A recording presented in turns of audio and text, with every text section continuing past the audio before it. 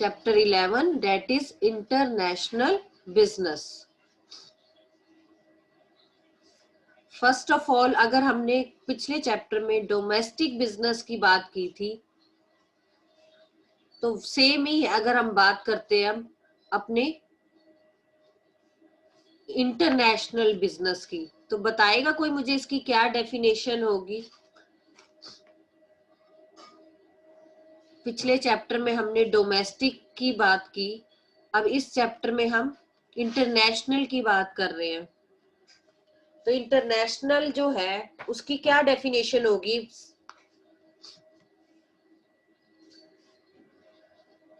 Activities और business which take place, वो था within the geographical area. अब यहाँ क्या आ जाएगा? बियॉन्ड द जोग्राफिकल लिमिट्स, मतलब outside the country. Means international business किसको कहेंगे हम? It refers to those business activities which take place beyond the geographical limits of the country. Clear? वो within the geographical limits थी, ये beyond the geographical limits of the country है। Means यहाँ movement जो है internationally होगी।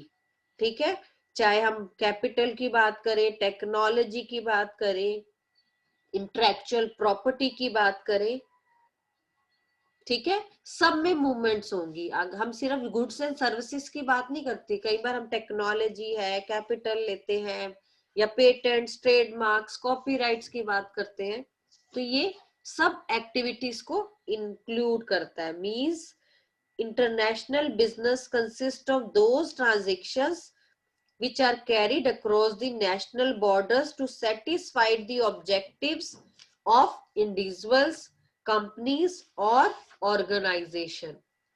ठीक है, यहाँ एक बहुत बड़ा पैराग्राफ में एग्जाम्पल दिया हुआ है कि एक पर्टिकुलर पर्सन जो है पहले नेशनल बिजनेस करता था, मींस डोमेस्टिक बिजनेस करता था, पर धीरे धीरे उसका बिजनेस जो है एक्सपैंड हुआ, तो उसने सोचा कि कुछ ऐसा भी हो सकता है बिजनेस को एक्सपैंड करने के लिए कि मैं अब अपने बिजनेस को बढ़ाऊं, तो उसमें उसने इंटरनेशनल बिजनेस के बारे में सोचा।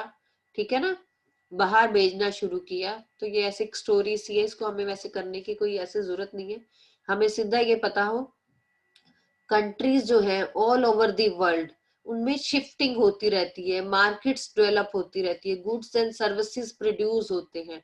तो कई बार क्या होता है, जो हमारा सेल्फ रिलायंस का गोल होता है, मींस अपने लिए तो बना लिया इंडिपेंडेंट अपनी कंट्री के लिए, कई बार हम बॉर्डर क्रॉस भी करके ले जाते हैं। जैसे आजकल हम कहते हैं एलपीजी की बात करते हैं, हम ग्लोबल मार्केट, ग्लोबलाइजेशन की बात करते हैं। इसके पीछे रीजन क्या है? क्योंकि इंक्रीज इन डेवलपमेंट हो रहा है, कम्युनिकेशन हो रहा है, टेक्नोलॉजी, इंफ्रास्ट्रक्चर, सब चीज फास्ट फास्ट वे में हो रही है डेवलपमेंट। तो कंट्रीज क्या करती है आजकल, अपनी बाउंड्रीज में नहीं, बाहर जाके भी बिजनेस को डेवलप करती है, स्टार्ट करती है। और WTO जो है, हमने पढ़ा भी था, वर्ल्ड ट्रेड ऑर्गेनाइजेशन, इसमें काफी हेल्प करता है, रिफॉर्म्स लाता है, चेंजेस लाता है। तो WTO का जो हमने टॉपिक स्टार्टिंग में किया था, वो भी इसमें इंक्लूड हो जाता है।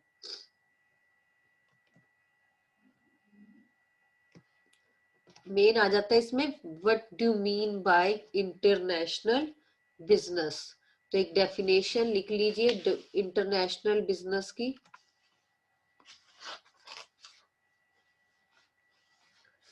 International business refers to, international business refers to those activities which take place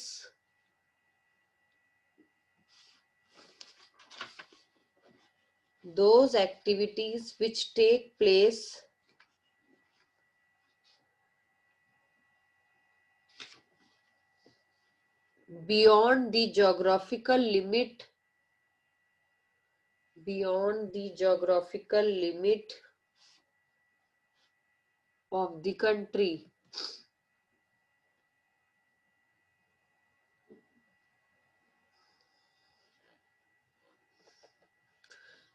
और भी काफी डेफिनेशंस इसमें से बन सकती है, जैसे manufacturing and trade beyond the boundaries of one own country is also known as international business. इसको इंटरनेशनल बिजनेस के साथ और क्या कहते, एक्सटर्नल बिजनेस भी कहते हैं। जैसे उसे इंटरनल बिजनेस कहते थे, डोमेस्टिक बिजनेस कहते थे, होम ट्रेड भी कहते थे, ऐसी जो इंटरनेशनल बिजनेस है इसे हम एक्सटर्नल बिजनेस भी कहते हैं। Means all those activities which take place beyond the geographical limits is known as international trade.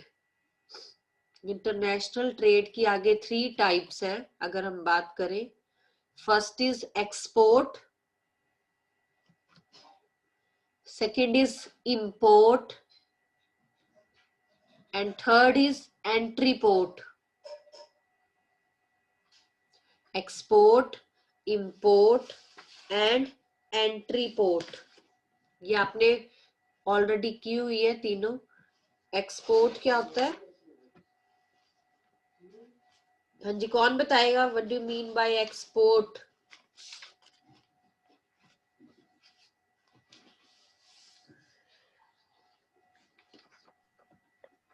जब हम कोई चीज बाहर से खरीदते हैं।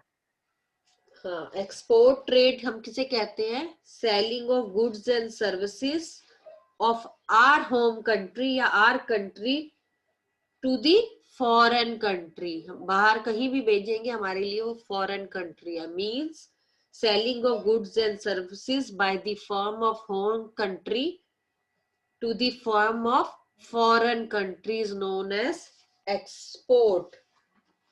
फॉर एग्जाम्पल, जैसे हमारे यहाँ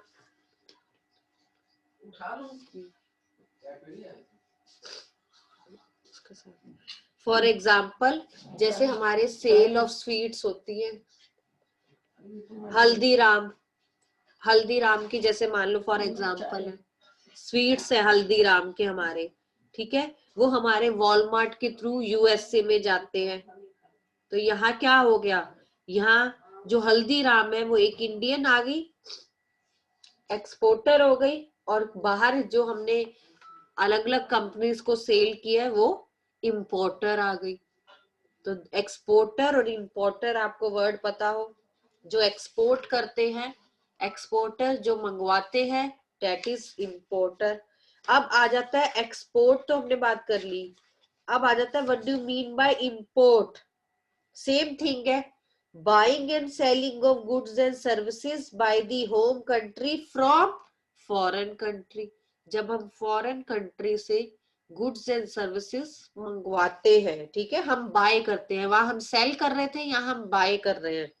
बाइंग एंड सेलिंग, वहां selling of goods and services था, या buying of goods and services है? Buying of goods and services by the firm of home country from foreign country is known as import. और entry port क्या था? Buying from one country and selling to another company is entry port. Means हमने किसी country से बाहर से कुछ मंगवाया और आगे किसी और कंट्री को वो सेल कर दिया। मीन्स बाइंग बाहर से और सेलिंग भी बाहर को, तो वो क्या हो जाता है? एंट्री पोर्ट हो जाता है। अब हम क्या इंपोर्ट करवाते हैं? हमने अपना एक्सपोर्ट तो बता दिया, जैसे हल्दीराम स्वीट्स है हमारे यहाँ से एक्सपोर्ट होती है, स्पाइसेस होते हैं एक्सपोर्ट होते हैं, ठीक है, टी जो है एक्सपोर्ट की जाती है। पर बाहर से क्या आता है, जैसे चाइनीज से हमारे टॉयज आते हैं, वो हम इंपोर्ट करवाते हैं, ठीक है ना। तो यहाँ पर कौन हुआ? एज अ इंपोर्टर हम काम करेंगे। क्यों? क्योंकि हमने चीज वहां से मंगवाई है। Clear? Import, export and entry port. किसी को कोई भी डाउट है तो प्लीज अभी पूछ लीजिए।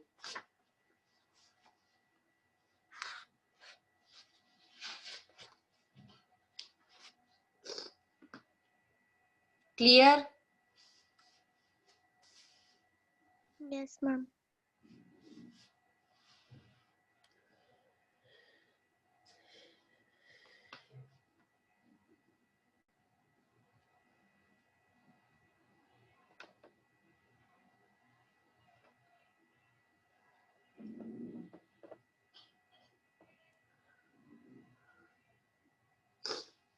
चलिए नेक्स्ट आ जाता है मीनिंग अगर आपको क्लियर है, नेक्स्ट आ जाता है reasons.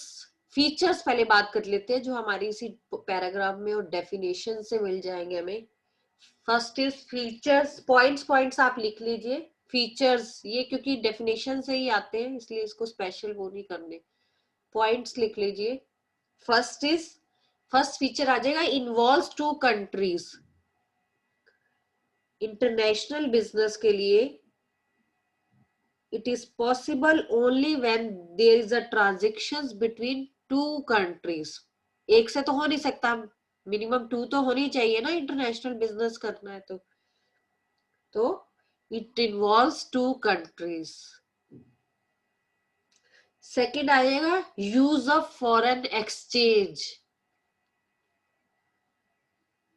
Use of foreign exchange, देखिए every country has its own currency, है ना, अपनी अपनी करेंसी है हर कंट्री की। और एक्सचेंज से क्या होता है, वो करेंसी वो ट्रांजैक्शंस में प्रॉब्लम नहीं आती, तो कहीं ना कहीं फॉरेन एक्सचेंज का यूज हो जाता है। अगर हमें बाहर से कुछ मंगवाना है तो हम कन्वर्ट कर सकते हैं, उसको एक्सचेंज करवा सकते हैं, तो कहीं ना कहीं ज्यादा से ज्यादा फॉरेन एक्सचेंज का यूज होता है। Third is legal obligation. हम फीचर्स कर रहे हैं। Third is legal obligation.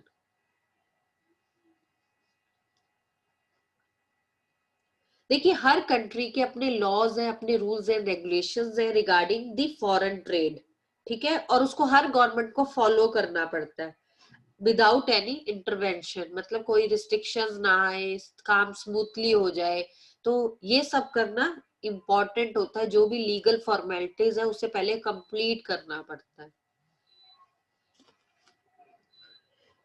Next आ जाएगा हैवी डॉक्यूमेंटेशंस।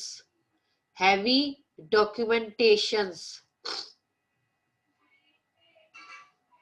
इसका मीनिंग क्या है, इंटरनेशनल बिजनेस करने के लिए आपको काफी डॉक्यूमेंट्स की जरूरत पड़ती है, नंबर ऑफ फॉर्मेलिटीज करनी पड़ती है, काफी डॉक्यूमेंट्स है उसे फिल करने पड़ते हैं, डिस्पैच करने पड़ते हैं अदर पार्टीज को, ठीक है। उस पे हमारा पूरा अच्छा वाला टॉपिक था जो इस समय कट हो चुका है।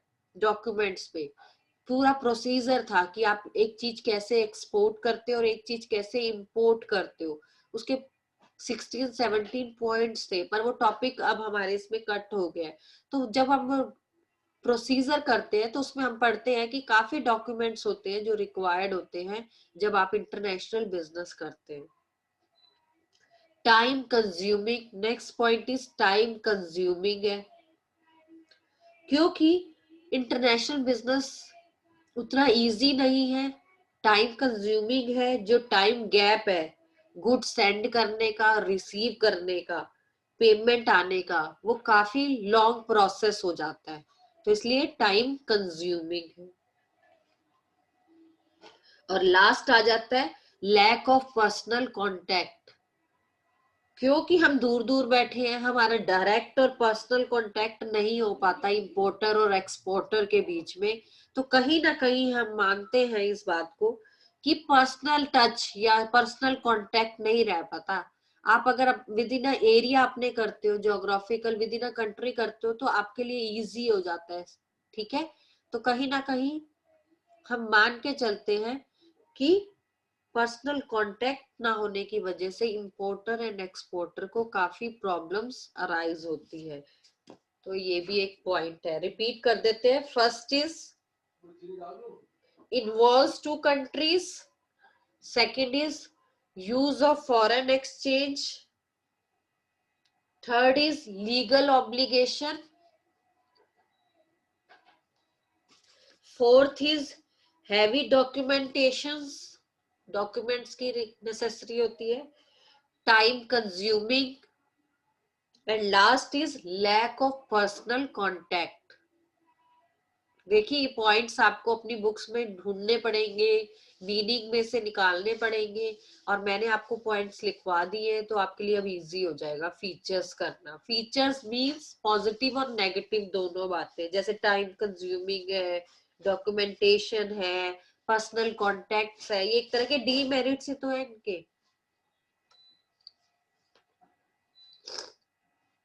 Clear? Yes, ma'am. Yes ma'am. Next आ जाता है reasons for international business. Very important है ये topic. Reason for international business, क्या रीजन है जो हम इंटरनेशनल बिजनेस स्टार्ट करते हैं?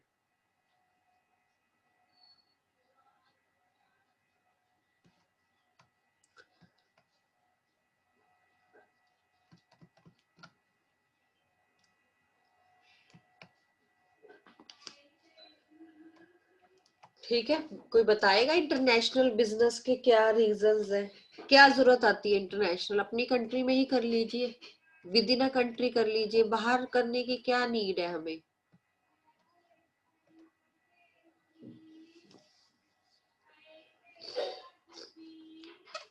हाँ जी, मैम रिपीट करना क्वेश्चन।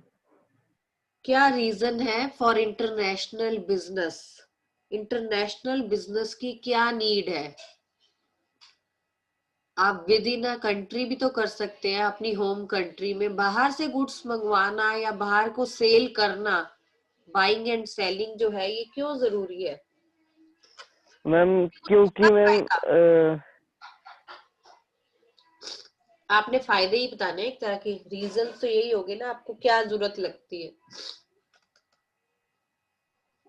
क्योंकि मैम कुछ रिसोर्सेज वहाँ पे इंडिया के हिसाब से थोड़े चीप है, इसलिए थोड़ा प्रॉफिट हो जाता है अगर हम बाहर से करें, इंटरनेशनल अगर हम ट्रेड करते हैं तो। बिल्कुल ठीक, क्लियर बात की आपने। मतलब यहाँ फैक्टर ऑफ प्रोडक्शन की बात आ गई, लेबर हो गया, कैपिटल हो गया, रॉ मटेरियल हो गया। कई बार ऐसा होता है बाहर हमें इजीली अवेलेबल होता है, ठीक है ना? जैसे हमारे उसमें आउटसोर्सिंग का टॉपिक था, जो कि इस बार वैसे कट हो गया। आउटसोर्सिंग क्या होता है? हम बाहर से जो है, बाहर की टेक्निक्स, बाहर की जो पर्सन्स हैं, उनको अवेलेबल करवाते हैं, उनकी सर्विसेज लेते हैं। तो ये क्यों लेते हैं? क्योंकि हमें लगता है ये इजी, और ये आप कह सकते हो लेस कॉस्ट पे पड़ती है, हमें स्पेशलाइजेशन मिल जाती है कई बार हमें। तो यही सब चीजें है ना बाहर की यूज करने का। चलिए, फर्स्ट आ जाता है इसमें पॉइंट, लिख लीजिए points. Uneven distribution of natural resources. Unequal या uneven distribution of natural resources, यहाँ आपका पॉइंट ये लिखा भी हुआ है, because of unequal distribution of natural resources. देखिए,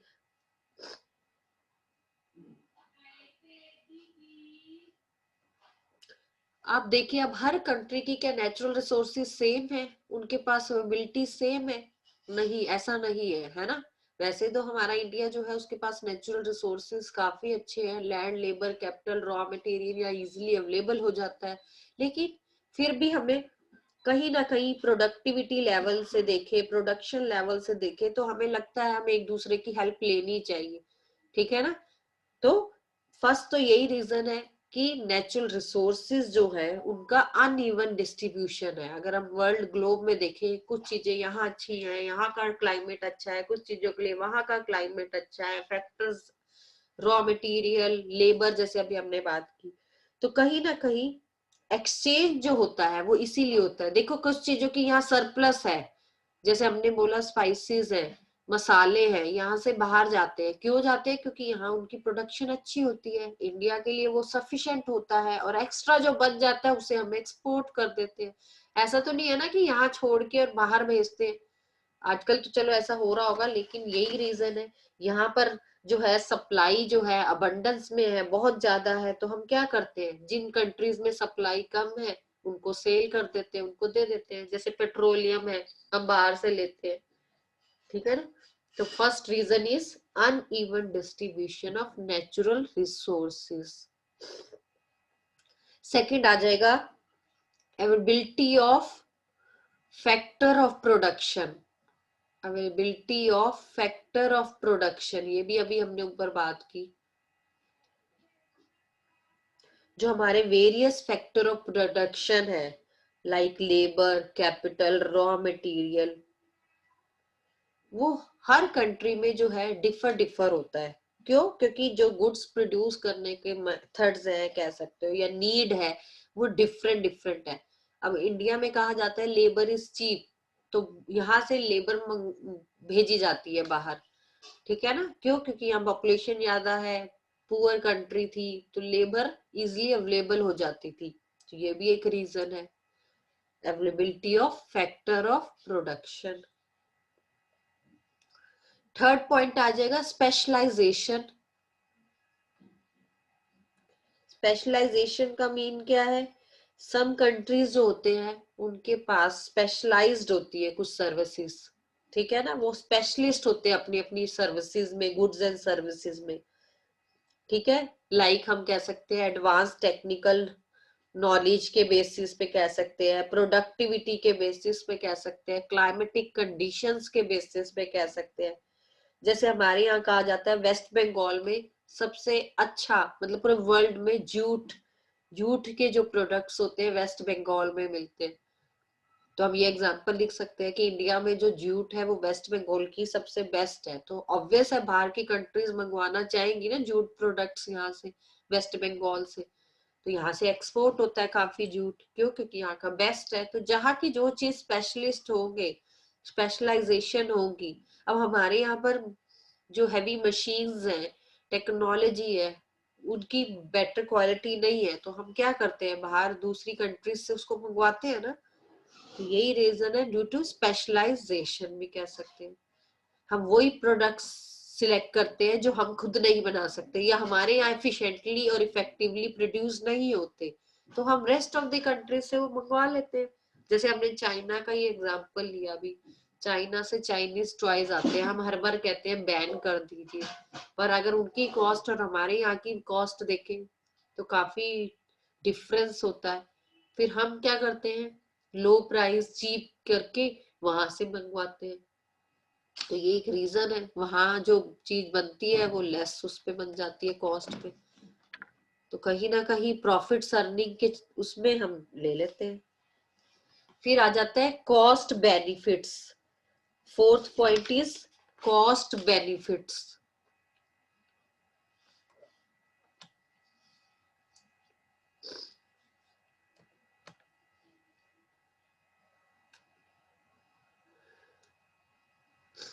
देखिए यहाँ पर पॉइंट्स नहीं पूरे दिए हुए हमें, ये आपको सिर्फ पैराग्राफ में दिया हुआ था रीजंस भी, इसलिए मैंने पॉइंट्स में उसको लिखवाया है।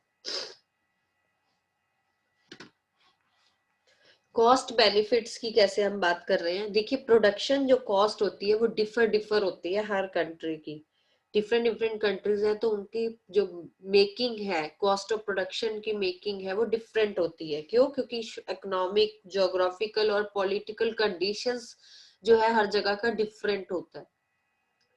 देखिए सम कंट्रीज की अगर हम बात करें, वो इकोनॉमिकली ज्यादा स्ट्रॉन्गर होती है, उनकी फाइनेंशियल कंडीशंस अच्छी होती है, तो वो फर्म क्या करती है, लो प्राइस पे भी दे देती है, एक्सपोर्ट भी कर देती है। पर कई फर्म्स जो होती हैं उनका ऑपोजिट होता है, वो उनको यही, जैसे मैंने अभी चाइनीज का ही नाम लिया, हमें चाइनीज से मंगवाने में कॉस्ट बेनिफिट पड़ता है, ठीक है, बजाय यहाँ प्रोड्यूस करने में। तो कॉस्ट ऑफ प्रोडक्शन जहां सस्ती होगी, जहां लो होगी, वहां से लोग एक्सपोर्ट करना पसंद करेंगे। प्राइजेस जो है, कॉस्ट जो है, वो सबसे बड़ा इफेक्ट होता है, मतलब वो सबसे बड़ा रीजन होता है, फैक्टर होता है, जिसको हमने कंसिडर करना ही पड़ता है जब भी आप कुछ भी स्टार्ट करते हो बिजनेस, ठीक है ना? मुझे एक चीज बनाने में कॉस्टली लगती है जबकि खरीद के बेचने में वो और सस्ती लगती है, तो ऑब्वियस है मैं क्यों इतने एक्सपेंसेस लगाऊंगी बनाने में, मैं बाहर से लाके उसी को सेल नहीं कर दूंगी। तो कहीं ना कहीं कॉस्ट बेनिफिट एक रीजन है जिसकी वजह से इंटरनेशनल जो बिजनेस है वो चलता है। तो 4 पॉइंट्स हो गए। First is uneven distribution of natural resources, second आ गया ability of factor of production, third is specialisation, and fourth is cost benefits. Clear? Any doubt in this topic reasons for international business. No, ma'am. कल मैंने आते ही पहले ये point ma'am. पूछने, इनका meaning पूछना है, फीचर्स और रीजंस का। फिर नहीं कहना हमें ये वाला पॉइंट नहीं समझ आया। क्लियर?